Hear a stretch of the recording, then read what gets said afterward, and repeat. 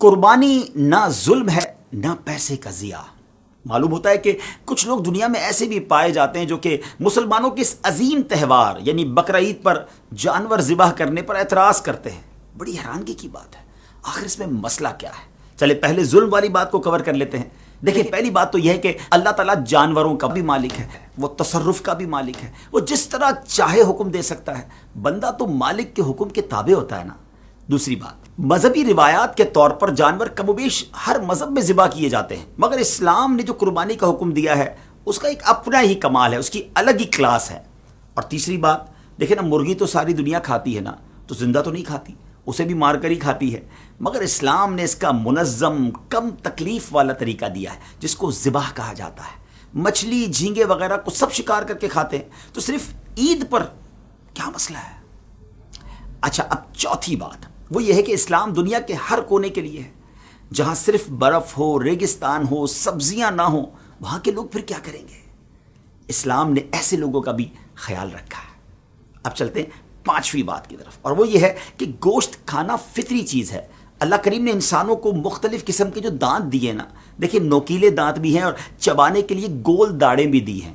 اس سے کیا مراد ہے؟ یہ تاکہ سبزی کھانے والے جانور جو ہوتے نا، ان کے نوکیلے دانت نہیں ہوتے، نہ گول داڑیں ہوتی ہیں۔ اللہ کریم نے انسان کو جو دانت دیے ہیں وہ سبزی بھی کھا سکتا ہے اس سے، اور گوشت بھی چبا سکتا ہے۔ اب چلتے ہیں چھٹی بات کی طرف، اور وہ یہ ہے کہ جانور کا دودھ تو سب پیتے ہیں نا، ملک کا استعمال تو ساری دنیا میں ہے، حالانکہ یہ جانور کے بچے کا حق ہے۔ جب یہ ظلم نہیں ہے تو گوشت کھانا پھر کیسے ظلم ہو جائے گا؟ ساتویں بات یہ ہے کہ مسلمان اپنی محنت کی کمائی سے قیمتی جانور خریدتا ہے، اپنے ہاتھوں سے اسے کھلاتا ہے، پلاتا ہے، بیمار ہوتا ہے تو علاج کرواتا ہے، اس سے محبت کا ایک تعلق قائم ہو جاتا ہے۔ فطری رحم اور محبت کی وجہ سے اسے ذبح کرنے کو دل نہیں چاہتا، پھر بھی اللہ کا حکم ذبح کرنے کا ہے تو اپنے مالک کے اس حکم کے سامنے اپنے تمام جذبات، رحم، محبت اور تعلق کی قربانی اللہ کو راضی کرنے کے لیے دے کر اس بات کی گواہی دیتا ہے کہ ہماری عقل، خواہش اور تمنا کی اللہ کے حکم کے سامنے کوئی حیثیت نہیں ہے۔ اللہ کا حکم ہر چیز سے بڑا ہے۔ اللہ کریم ہمیں اپنے حکم پر چلنے کی توفیق عطا فرمائے تو خوش دلی کے ساتھ، جی ہاں، ثواب کی نیت سے قربانی کیجئے اور اس کی برکتیں لوٹیے۔ ایک اور اعتراض ہوتا ہے کہ جناب اربوں روپے خرچ ہو جاتے ہیں، ان پیسوں سے کچھ اور کر لیا جاتا، غریبوں کو تقسیم کر دیا جاتا۔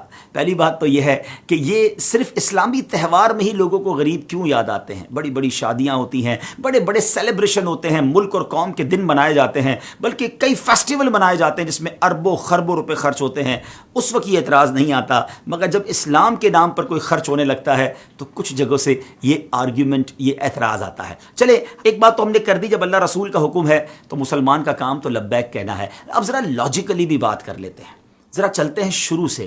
اس جانور کی قربانی کی وجہ سے، بقرہ عید کی وجہ سے آپ جانتے ہیں پوری دنیا میں کتنا بڑا معاشی بوسٹ آتا ہے، کتنا بڑا سائیکل چلتا ہے بزنس کا۔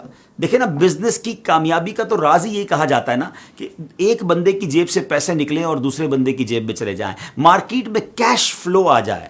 ذرا چلیے جناب، یہ جانور آتے کہاں سے ہیں؟ گاؤں کے غریب لوگ جانور اپنے گھر میں پالتے ہیں، پورا سال پالتے ہیں اور اس کے بعد منڈی میں آ کر اسے بیچتے ہیں، تو یہ رقم پیسے والوں کی جیب سے نکل کر ان گاؤں کے غریب مسلمانوں تک پہنچتی ہے۔ جب یہ سارے جانور منڈی میں آتے ہیں تو منڈی آباد ہو جاتی ہے، منڈی میں چارے والے کا بزنس بھی چلتا ہے، سوزوکی والے کا بزنس بھی چلتا ہے، کئی مزدوروں کو نوکری مل جاتی ہے، جناب رسی اور اس کے جو جانور کے باندھنے کا سامان ہوتا ہے ان لوگوں کا بھی کاروبار شروع ہو جاتا ہے۔ اور آگے چلیے، جب یہ جانور خرید کر لوگ اپنے گھر لاتے ہیں، ہزاروں لاکھوں لوڈر اور سوزوکی ڈرائیور اور ٹرک ڈرائیورز کو روزگار ملتا ہے۔ پھر جیسے یہ محلے میں آ جاتے ہیں تو محلے میں بھی آپ نے دیکھا ہوگا چوکیدار اور مزدور، غریبی لوگ تو ہوتے ہیں، ان کو سنبھالنے کے پیسے ملنا شروع ہو جاتے ہیں۔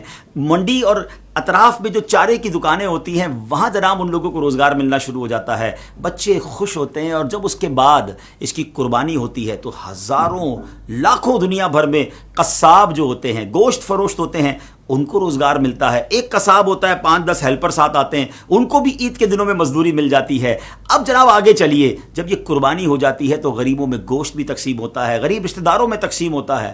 تھوڑا اور آگے چلیے تو اب جو یہ جانوروں کی سکن ہے، یہ جو کھال ہے، یہ چمڑا منڈی میں فروخت ہوتی ہے، لیدر کا بزنس شروع ہو جاتا ہے، جوتے بنتے ہیں، جیکٹ بنتے ہیں، دنیا بھر میں ایکسپورٹ ہوتا ہے۔ مجھے بتائیے ناظرین، کتنے لاکھوں غریبوں کا بھلا ہوتا ہے قربانی میں، اور اربوں نہیں، ایک تحقیق کے مطابق خربوں روپے امیر مسلمانوں کی جیبوں سے نکل کر غریب مسلمانوں تک پہنچ جاتے ہیں۔ اتنا شاندار سائیکل ہے یہ بزنس کا، سبحان اللہ۔ اللہ رسول کے حکم پر عمل بھی ہے، نیکیوں کا خزانہ بھی ہے، اور بزنس کا اتنا شاندار بوسٹ بھی ہے۔ پھر اعتراض کس بات کا؟